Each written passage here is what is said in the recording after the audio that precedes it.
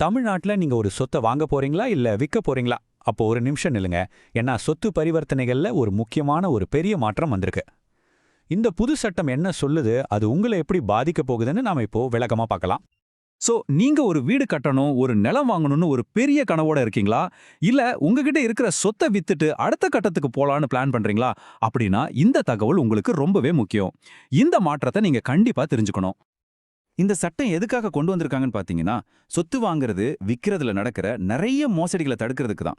வாங்குறவங்களையும் சரி, விக்கிறவங்களையும் சரி, 2 பேரையும் பாதுகாக்க தமிழ்நாடு அரசு கொண்டு வந்திருக்கிற ஒரு முக்கியமான நடவடிக்கை இது. உங்க முதலீட்டுக்கு இது ஒரு பாதுகாப்பு கவசம் மாதிரின்னு வச்சுக்கோங்களேன்.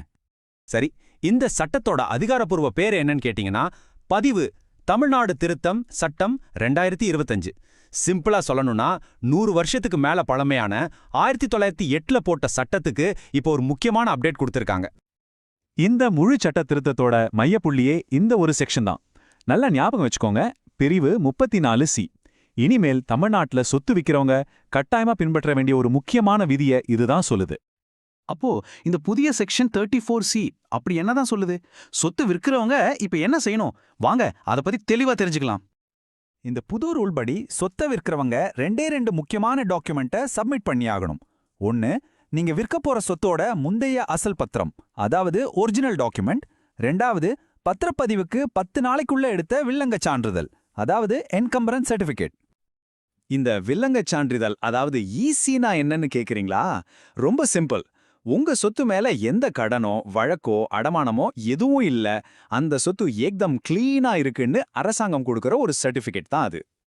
சரி, கேக்குறதுக்கெல்லாம் நல்லதா இருக்கு. ஆனா எல்லா நேரத்திலும் நம்ம கிட்ட ஒரிஜினல் பத்திரம் இருக்குமா? ஒருவேளை பத்திரம் தொலைஞ்சு போயிருந்தா என்ன பண்றது? இல்ல நம்ம சொத்து பேங்க் லோன்ல இருந்தா என்ன செய்யறது? கவலைப்படாதீங்க, அதுக்கும் இந்த சட்டத்துல தெளிவான வழிமுறைகள் இருக்கு. இந்த மாதிரி சில பொதுவான ஸ்பெஷல் கேஸ்களுக்கு சட்டம் சில மாற்று வழிகளை சொல்லுது. சொத்து அடமானத்துல இருந்தா, பூர்வீக சொத்தா இருந்தா, இல்ல ஒரிஜினல் பத்திரம் தொலைஞ்சு போயிருந்தா என்னென்ன டாக்குமெண்ட்ஸ் வேணும்னு இப்ப பார்க்கலாம். உதாரணத்துக்கு, உங்க சொத்து மேல ஒரு ஹோம் லோன் இருக்குன்னு வச்சுப்போம். அப்போ நீங்க பேங்க் கிட்ட இருந்து ஒரு NOC, அதாவது தடையின்மை சான்றிதழ் வாங்கி கொடுக்கணும். எதுக்குன்னா, இந்த சொத்தை விற்கிறது எங்களுக்கு எந்த பிரச்சனையும் இல்லைன்னு பேங்க் சொல்றதுக்கான அத்தாட்சி அது. இப்போ ஒருவேளை உங்க ஒரிஜினல் பத்திரம் உண்மையிலேயே தொலைஞ்சு போச்சுன்னா 2 விஷயம் கட்டாயம் செய்யணும்.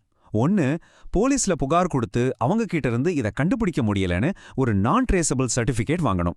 2வது, பத்திரம் தொலைஞ்சதை பத்தி ஒரு நியூஸ் பேப்பர்ல விளம்பரமும் கொடுத்திருக்கணும். நம்ம தாத்தா பாட்டி காலத்து சொத்து, அதாவது பூர்வீக சொத்துக்களுக்கு சில சமயம் ஒரிஜினல் பத்திரம் இருக்காது. அந்த மாதிரி சூழ்நிலையில பட்டாதான் ஹீரோ. வருவாய்த்துறையிலிருந்து வாங்கின பட்டா இருந்தா போதும், அதுவே அந்த நிலத்தோட உரிமையாளரை உறுதிப்படுத்துற ஒரு முக்கியமான ஆவணம். சரி, இந்த புது ரூல்ஸ் எல்லாருக்குமே பொருந்துமா? இல்ல யாருக்காவது இதுல இருந்து விலக்கு, அதாவது எக்ஸம்ஷன் இருக்கா? ஆமா இருக்கு. யாருக்குன்னு இப்ப பார்க்கலாம் வாங்க. இது ரொம்ப நேரடியானது.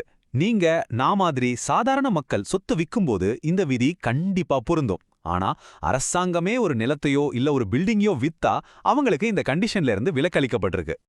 சரி, இவ்ளோ ரூல்ஸ், இவ்ளோ டாக்குமெண்ட்ஸ், எதுக்கு இந்த கூடுதல் வேலை? இந்த மாற்றத்தோட உண்மையான நோக்கம் என்ன? வாங்க இதோட பெரிய நோக்கத்தை, அதாவது பிகர் பிக்சரை புரிஞ்சுக்கலாம். இந்த சட்டத்தோட பவரே இந்த ஒரு வரியில தான் இருக்கு. இது என்ன சொல்லுதுன்னா, வேற எந்த சட்டத்துல என்ன வேணா சொல்லிட்டு போகட்டும், ஆனா இந்த விஷயத்துல நான் சொல்றதுதான் ஃபைனல்னு ஆணித்தரமா சொல்லுது. இது ஒரு சூப்பர் பவர் மாதிரி. சட்டத்துல இருக்கிற எல்லா ஓட்டைகளையும் அடைக்க இது உதவுது. சுருக்கமா சொன்னா, இதோட ஒரே இலக்கு சொத்து டீலிங்க பாதுகாப்பானதாகவும் வெளிப்படையானதாகவும் மாத்துறது தான்.